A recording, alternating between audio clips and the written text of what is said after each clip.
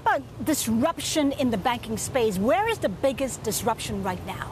Well, the biggest disruption is happening from a lot of the competitors in the fintech area. They're going after the customer of a lot of the major banks, and they're providing very efficient, low-cost, and interesting services.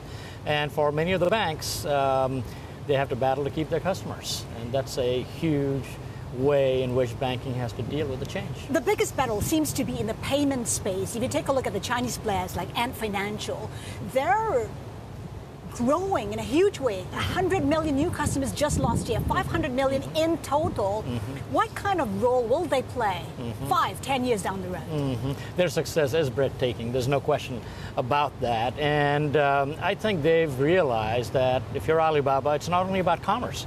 You can tag on payments. And once you tag on payments, you can provide money market funds as a way for people to store money. And it's early still in China. I mean, I think it's only 14% of the economy that still uses mobile payments. So they've got a great future there.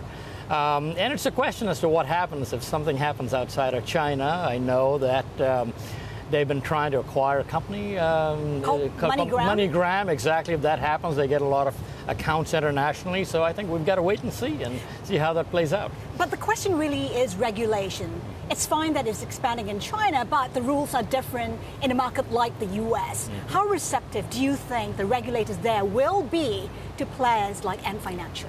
Well, I'm hoping, and I think they're all very, very receptive to competition. You know, competition can be a race to the top. It can be a race to better prices, cheaper prices, more access. There are clear rules and regulation, things like KYC and AML. We all know about what those things are. But to the extent Ant Financial complies with those, I'm hoping there aren't any barriers for them to come into the market. There is a sense, though, that the regulators in Asia are embracing fintech in a much better and faster way than regulators say in the US. Would that be a fair assessment? I think that is, there's a lot of truth to that. I mean, it's not unlike mobile phones leapfrogging landlines.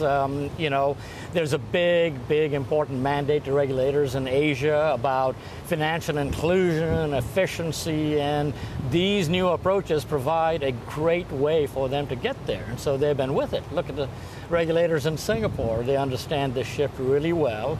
And to some extent, the Western regulators are focused on their legacy architecture. And there's always a difference between legacy and where the world's going. And so I find the approaches by the Eastern regulators to be quite interesting, quite forward-looking. Essentially, that means that regulators like the Fed will have to play a catch-up game.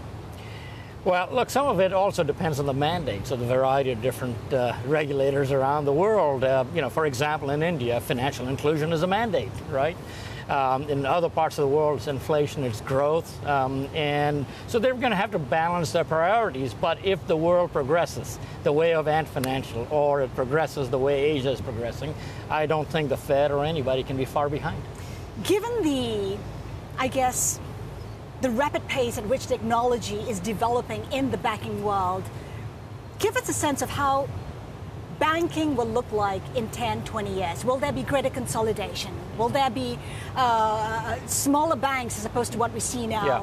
What kind of jobs are we looking at? Well, I think it's going to be enormously competitive. I think the industry has to focus on the client. I know everybody says that, but if you don't, somebody else is going to focus on your clients.